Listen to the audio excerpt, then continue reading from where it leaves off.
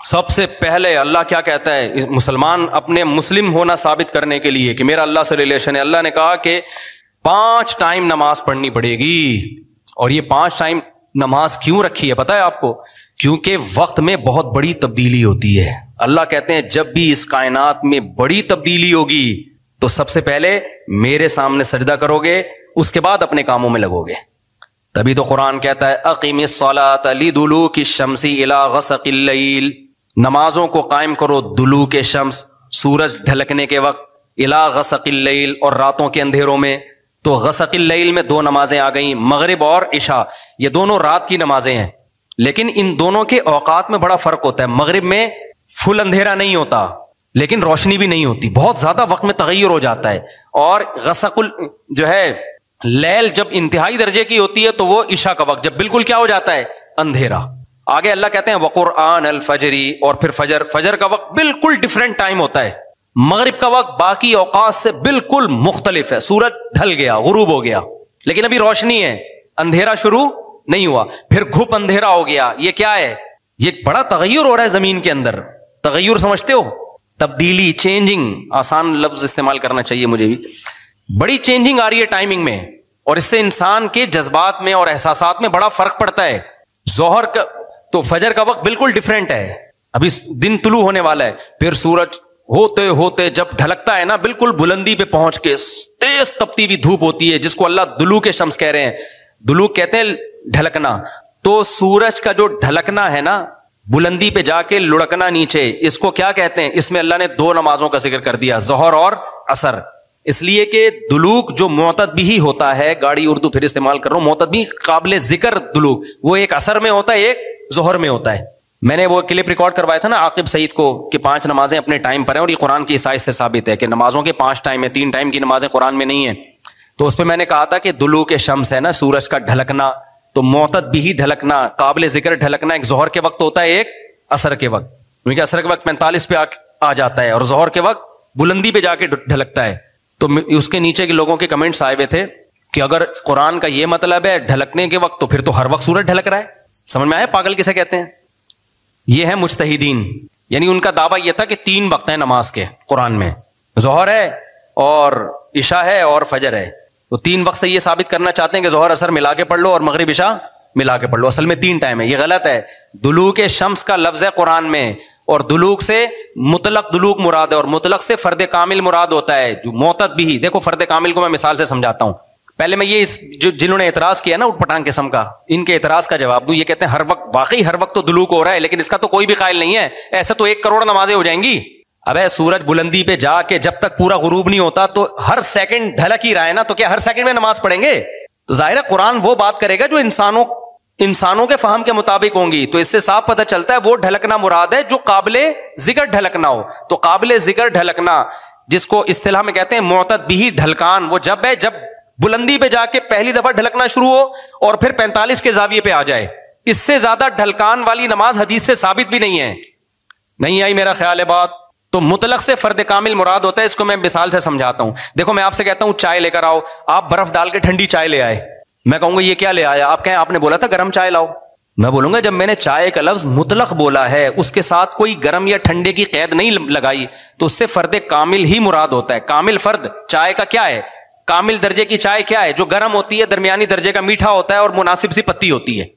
میں نے آپ سے کہا چائے لے کر آؤ، آپ 6 چمچ زہر بنا کے نا پتیوں کے ڈال کے لے آئے اور سب. میں نے کہا یہ کیا لے کر آیا ہے؟ آپ کہہ رہے ہیں، آپ بول رہے ہیں چائے. میں کہا بھائی تو زہر بنا دی. تو آپ بولو آپ نے یہ تھوڑی کہا تھا نارمل چائے، آپ نے تو چائے بولا تھا. تو چائے میں تو کوئی بھی چائے. سمجھ میں آ رہی ہے بات کہ نہیں آ رہی؟ یہ چیزیں اصول فقہ میں پڑھی جاتی ہیں جو آج کل کے اسکالرز نے نہیں پڑھی، تبھی قرآن و حدیث کا مطلب بھی ان کو سمجھ میں نہیں آتا. تو المطلق اذا اطلق یراد به الفرد الکامل، یہ اصول فقہ کا مسئلہ ہے اور لغت کا بھی مسئلہ ہے. یہ قاعدہ ہے، ضابطہ ہے کہ جب بھی کوئی لفظ علی الاطلاق بغیر کسی قید کے بولا جائے گا تو فرد کامل مراد ہوتا. اکمل نہیں، اکمل کا مطلب بہت اوپر کی زعفران والی چائے، نہ فرد کامل جو ناقص نہ ہو. زعفران والی چائے لے آؤ گے پھر بھی برا لگے گا. آپ بولو گے بھائی مفتی صاحب آپ نے چائے بولا تھا اور کہا تھا کہ فرد کامل مراد ہوتا ہے، تو میں اس میں زعفران ڈال کے لے آیا. اب میں پتہ نہیں زعفران پیوں نہیں پیوں یار، تو کیا کر کے لے آیا؟ میں تو کامل نہیں، میں تو اکمل. تو میں بولوں گا قاعدہ یہ ہے کہ مطلق جب بولا جاتا ہے تو نارمل جو کامل ناقص نہ ہو، اکمل مراد نہیں ہوتا اس سے. سمجھتے ہو؟ تو یہ قاعدے قرآن و سنت پہ بھی جاری ہوتے ہیں. کیونکہ اللہ میاں نے بھی تو کلام کیا ہے نا, نبی نے بھی تو کلام کیا ہے, تو نبی کے کلام میں بھی وہی لغت کے قاعدے چلیں گے جو عام قاعدے ہیں. سمجھتے ہو گے نہیں سمجھتے؟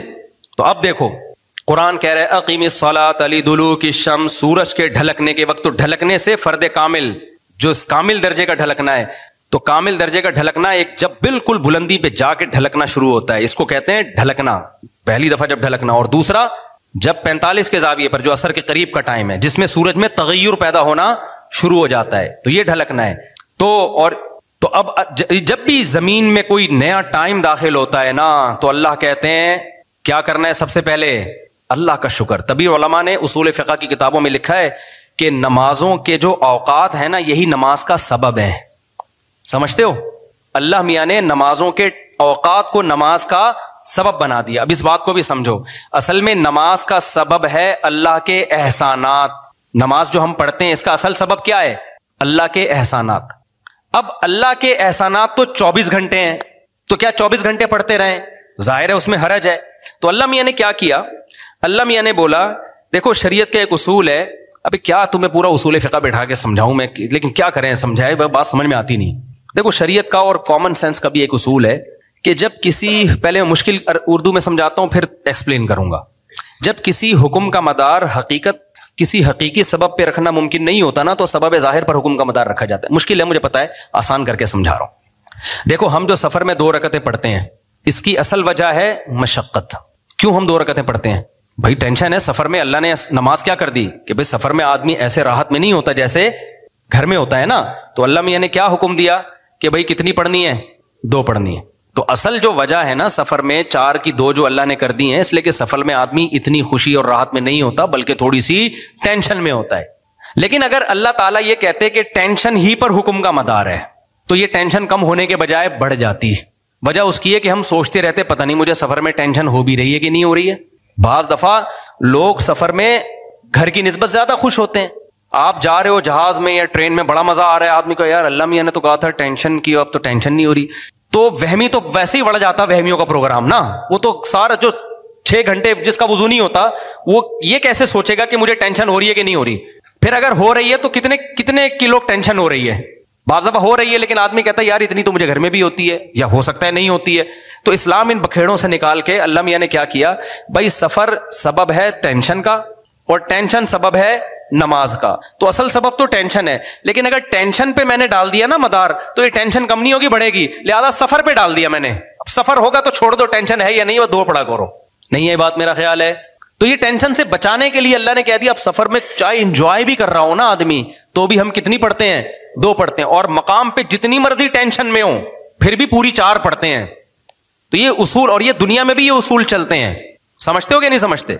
تو یہاں بھی اللہ نے کیا کیا, اللہ میاں نے فرمایا اصل میں تو تم پہ نماز فرض ہے اس لیے کہ میرے احسانات تم پر بہت ہیں. اب وہ احسانات تو ہر وقت بولو ہوتے رہتے ہیں. اب ہر وقت احسانات ہیں تو اب ہر وقت پڑھتے ہیں نماز, وہ تو ناممکن ہے. تو اللہ میاں نے کہا کہ بھائی دیکھو اللہ کے احسانات میں جو تجدد ہوتا ہے نا, جدت آتی ہے, وہ ٹائم کے لحاظ سے آتی ہے. ہماری پوری زندگی کا نظام کس سے چل رہا ہے؟ ٹائم سے چل رہا ہے. تو وقت جیسے ہی تبدیل ہوتا ہے نا, ایک نئی نعمت کا ظہور ہوتا ہے. تو تبدیلی وقت پہ حکم کا مدار رکھ دیا اللہ تعالیٰ نے.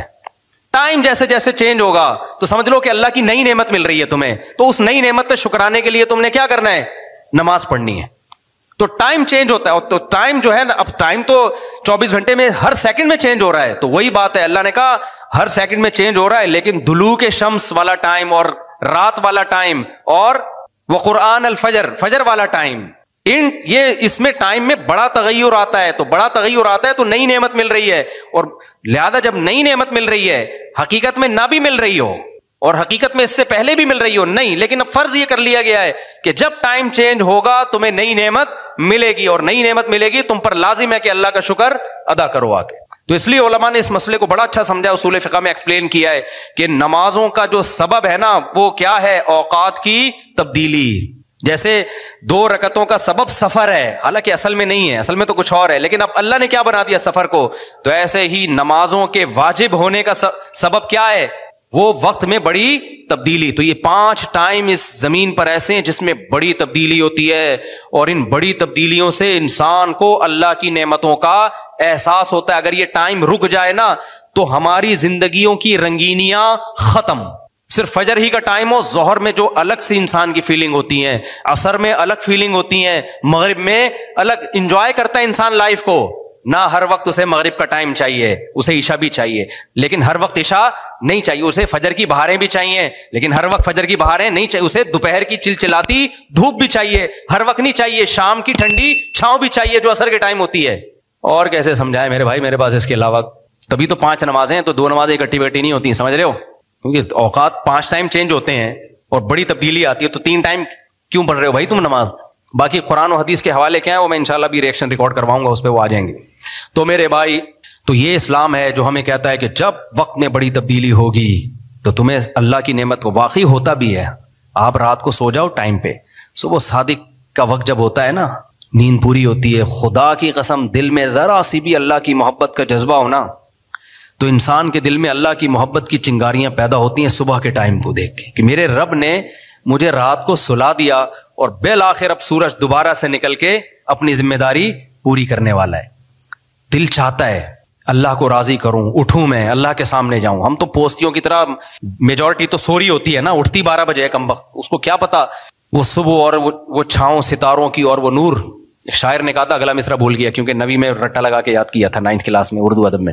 وہ صبح اور وہ چھاؤں ستاروں کی اور وہ نور دیکھے تو غش کرے ارینی گوئے اوجے تور. واہ واہ، اب یاد آ گیا. آپ کو سمجھ میں نہیں آیا ہوگا کیونکہ اردو برباد ہو رہی ہے. شاعر نے کہا ہے ارینی، موسیٰ علیہ السلام نے کوہ طور میں کہا تھا نا ارینی، اے اللہ مجھے اپنا جلوہ دکھا. تو گوئے اوجے تور، تور کے پہلو سے جو آواز آئی تھی نا ارینی، تو وہ والا منظر، وہ روحانی منظر ہوتا ہے. وہ صبح اور وہ چھاؤں ستاروں کی اور وہ نور، یعنی ستاروں کی چھاؤں کے بعد جب صبح پیدا ہوتی ہے نا، تو وہ کوہ طور والا منظر، روحانی منظر پیدا ہوتا ہے جب کوہ طور سے موسیٰ علیہ السلام کی ارینی کی آواز آئی تھی. یہ شاعروں کا تخیل ہوتا ہے، کوئی میرے پہ توہین کا فتویٰ نہ لگا دینا بھائی. تو فتوے مارکیٹ میں توہین کے آج کل بہت ہلکے چل رہے ہیں. تو ہم اپنے بیان کی طرف چلتے ہیں. تو یہ 5 نمازیں اللہ نے کیا کر دی میرے بھائی؟ بولو. اصل تو عبادت اسلام میں ہے ہی نماز. اصل کیا ہے؟ 5 ٹائم دن میں. تبھی علماء کہتے ہیں معافی نہیں ہوتی ہے کبھی، موت تک چلتی رہتی ہے، کیونکہ ٹائم آتا رہتا ہے نا. ٹائم آئے گا تو نماز لازم ہوتی رہے گی، یا تو ٹائم روک لو. ہم جب گئے تھے وہاں ناروے میں تھے نا، تو بہت لمبی رات تھی، تو وہاں ٹائم رکا ہوا تھا رات کا. تو مغرب اور عشاء اور فجر میں ٹھیک ٹھاک فاصلہ ہوتا تھا. فجر 8:45 بجے ہو رہی تھی صبح، اور عشاء میرا خیال ہے 4:30-5 بجے. تو چونکہ ٹائم رکا ہوا تھا نا، مغرب کے بعد عشاء کا وقت، فجر کا وقت آ ہی نہیں رہا، عشاء کے بعد فجر کا وقت آ ہی نہیں رہا، تو ٹائم رک گیا، تو نماز بھی کیا ہو گئی؟ رک گئی. ٹھیک ہے، دیر سے پڑھو اب. تو کیونکہ ٹائم چینج ہوگا تو حکم اللہ کا نماز کا آپ کی طرف متوجہ ہوگا. ہاں، جن علاقوں میں 6 مہینے 3 مہینے سورج نکلتا ہی نہیں ہے، وہاں پھر حدیث میں آتا ہے کہ اس میں پھر حدیث میں کچھ اور ہے. وہ پھر ابھی مسئلہ بیان کروں گا تو بات لمبی ہو جائے گی. یہ ان جگہوں کی بات ہے جہاں دلوک شمس ہو رہا ہے، سورج نکلتا ہے اور 24 گھنٹے کے اندر غروب ہو جاتا ہے، تو وہاں پھر نمازیں کس طرح ہی پڑھی جائیں گی؟ ٹائم کے ساتھ اللہ نے اس کو جوڑ دیا ہے. تو اسی طرح جو اصل تو میرا موضوع رمضان تھا، ہم کہاں نکل گئے؟ تو میرے بھائی اسی طرح اللہ تعالیٰ اپنا اور بندوں کا ریلیشن پریکٹیکلی دکھانے کے لیے، ثابت کرنے کے لیے کہ مجھے مانتے ہو سچی مچی کے یا اوپر سے، تو اللہ میاں عملی طور پر قربانیاں دلواتے ہیں ہم سے. تو ان میں سب سے بڑی قربانی نماز ہے. اس کے بعد اللہ نے سب سے بڑی قربانی رکھی ہے روزے کی. نماز کے بعد ہے یہ، لیکن یہ بھی کم نہیں ہے. دنیا کے کسی مذہب میں آپ نے کسی کو 1 مہینہ بھوکا رہتے نہیں دیکھ. جو فاسٹنگ کرتے ہیں نا ڈاکٹروں کے مشوروں سے، وہ بھی اتنی لمبی فاسٹنگ نہیں کرتے، اور کرتے بھی ہیں تو اس لیے صحت اچھی ہو تاکہ اور کھا سکیں. کیا خیال ہے بھائی؟ یہ لمبا عرصہ جی سکیں. مسلمان جو روزہ رکھتا ہے اس میں اس کی نیت صرف اور صرف کیا ہے؟ اللہ کی رضا. تبھی بعض دفعہ روزہ رکھنے سے صحت کو نقصان کا بھی خطرہ ہوتا ہے، لیکن اگر بیمار ہونے کا خطرہ ہو تو آپ روزہ چھوڑ سکتے ہیں. کمزور ہونے کا خطرہ ہو تو روزہ نہیں چھوڑا جا سکتا. تو ڈاکٹروں کی فاسٹنگ ہوتی ہے کمزور کرنے کے لیے نہیں، صحت مند بنانے کے لیے. لیکن جو اسلام آپ سے فاسٹنگ کروا رہا ہے وہ صرف اللہ کی رضا کے لیے. اس میں بعض دفعہ آپ کی صحت یعنی آپ کی باڈی کمزور ہو رہی ہوتی ہے. مثال کے طور پر آپ نے افطاری کی 2 کھجوروں کے ساتھ، اور نیت آپ کی یہ تھی کہ سحری میں طبیعت سے پھوڑوں گا میں، اور ویٹ بھی آپ کا صحیح ہے. میں ڈاکٹروں کی فاسٹنگ اور اسلام کی فاسٹنگ کا فرق بتا رہا ہوں نا. بھائی دیکھو ڈاکٹر نے آپ کو کہا کہ آپ کا وزن 90 کلو کا ہو گیا ہے تو آپ ایسا کریں ایک وقت کا کھانا اسکپ کر دیں, یہی کہے گا نا ڈاکٹر. زیادہ بہت زیادہ کہے گا 24 گھنٹے میں ایک ٹائم کھا لیں آپ. کیا خیال ہے؟ یہ تو نہیں کہے گا کہ 48 گھنٹے میں ایک ٹائم کھائیں. کیا خیال ہے؟ اب کیا کیا, اور آپ کا وزن, اور جس کا وزن 60 کلو ہے اس کو تو یہ مشورے بھی نہیں دے گا. لیکن اسلام کیا کہتا ہے, بچہ جب بالغ ہو جائے تو اس کا وزن بے شک 45 کلو ہو, بھلے 30 کلو ہو, بھلے 35 کلو ہو, بھلے 25 کلو ہو. 25 کلو کے بھی ہوتے ہیں کراچی میں جو گٹکے والے ہیں, آپ ان کو ترازو میں رکھ کے دیکھیں. حقیقت بتا رہا ہوں, جو گٹکا کھاتے ہیں نا, سگریٹ پی رہے ہیں کراچی کے لونڈے لپاڑے, ان کو ترازو کے ایک پلڑے میں رکھیں, ہو سکتا ہے وہ جھکے ہی نہیں پلڑا, دوسرے پلیٹ پہ وزن رکھنے کی ضرورت ہی نہ ہو. شف والی سرکار کو بلائیں, وہ دوسرے پلڑے پہ شف کرے گی, وہ شف نیچے چلی جائے گی اور یہ اوپر چلا جائے گا. تو ایسا باریک سا لڑکا بھی جب بالغ ہو گیا تو رمضان کے روزے اس کو رکھنے پڑیں گے. اب ایسا باریک آدمی جس کو ڈاکٹر کہہ ہی نہیں رہے کہ وزن کم کرو, اس کو تو فاسٹنگ کا کہہ ہی نہیں رہے ہیں. اب کیا ہوا, اس نے افطاری میں ایک کھجور پہ روزہ افطار کر لیا, یہ سوچ کے کہ سحری میں منڈ کے پھوڑوں گا, اور سحری میں اس بیچارے کی آنکھ نہیں کھلی. ڈاکٹر صحت کے پوائنٹ آف ویو سے کہیں گے کہ تم روزہ نہیں رکھو.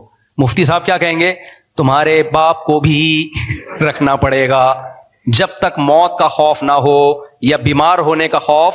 بیمار تو وہ ہوتا ہے جس کو شوگر ہو, اس کی شوگر ڈاؤن ہونے کا خطرہ ہوتا ہے.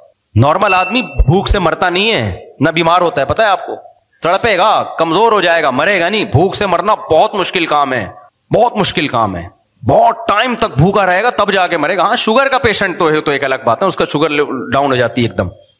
تو مفتی کیا کہے گا, اسلام کیا کہے گا, نہ بھائی تو مسافر ہے تو چھوڑ سکتا ہے, تو بیمار ہے یا بیمار ہونے کا خطرہ ہے, غالب گمان ہو, صرف خطرہ بھی کافی نہیں ہے, غالب گمان ہو, ورنہ خطرہ تو ہر وقت ہر آدمی کو ہوتا ہے بیمار ہونے کا, ایسے موہوم خطروں کا اعتبار نہیں ہوتا.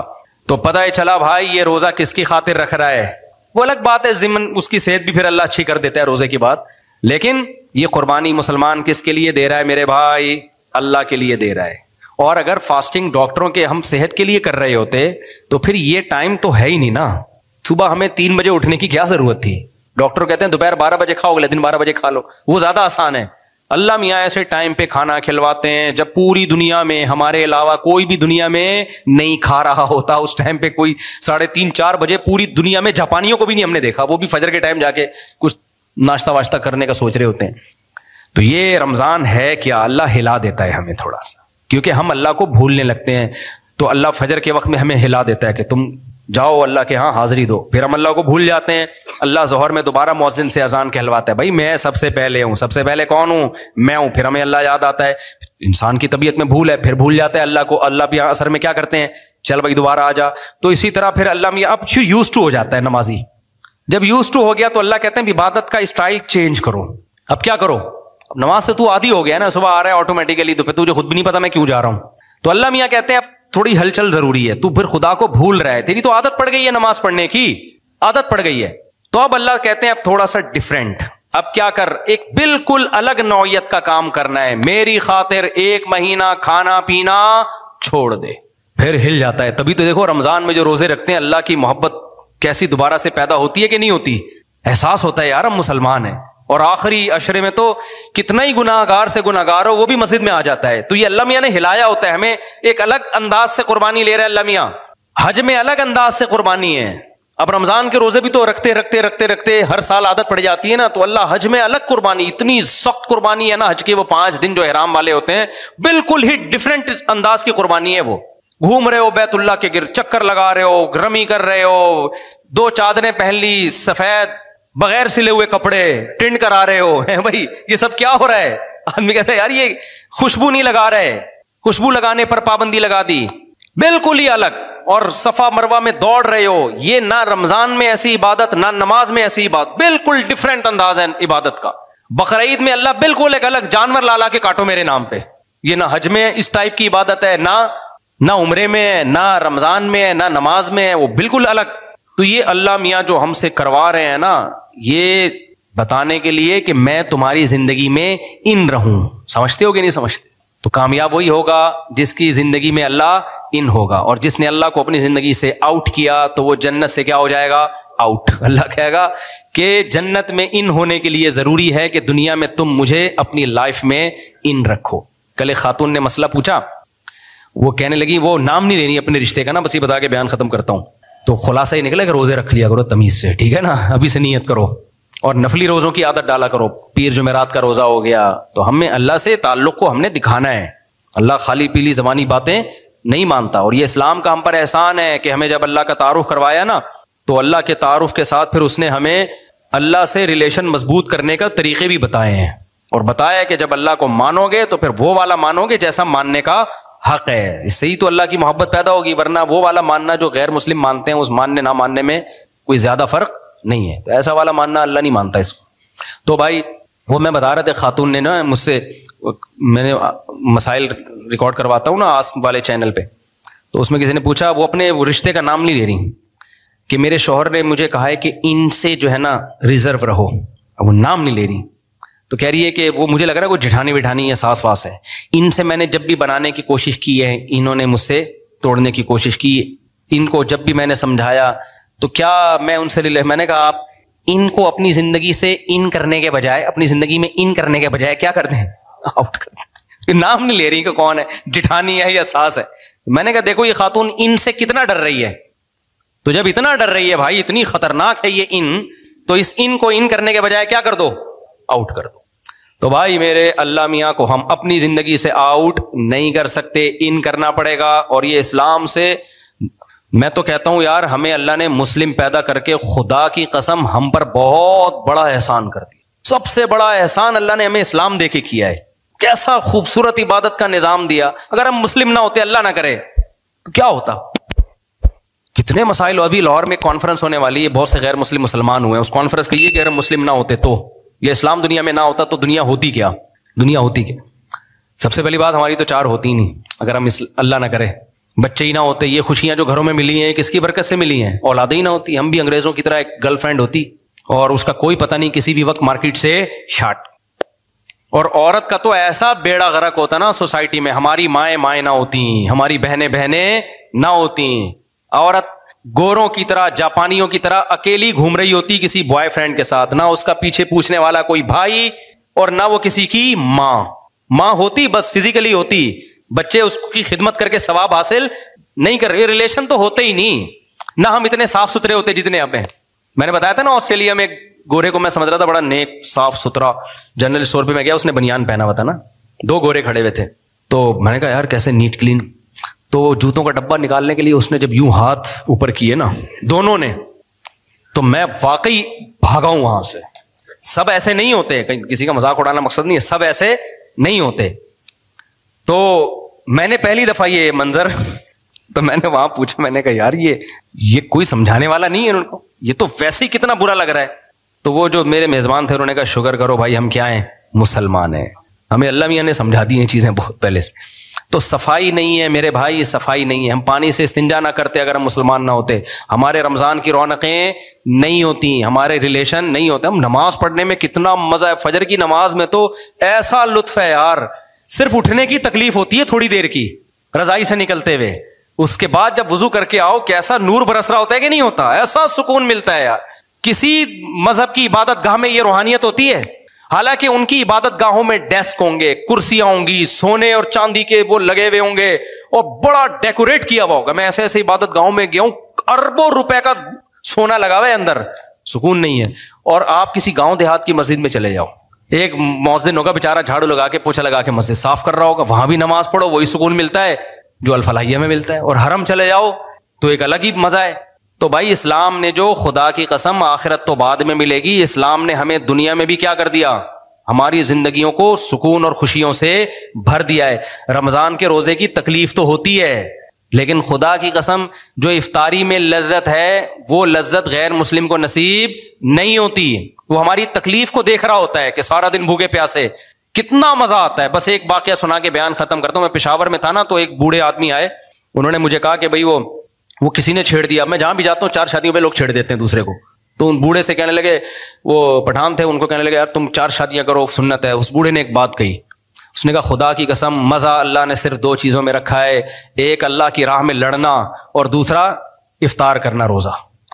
اتنا اس نے در سے یہ بات کہی ہے نا کہ اس کی لذت میں نے محسوس کی ہے.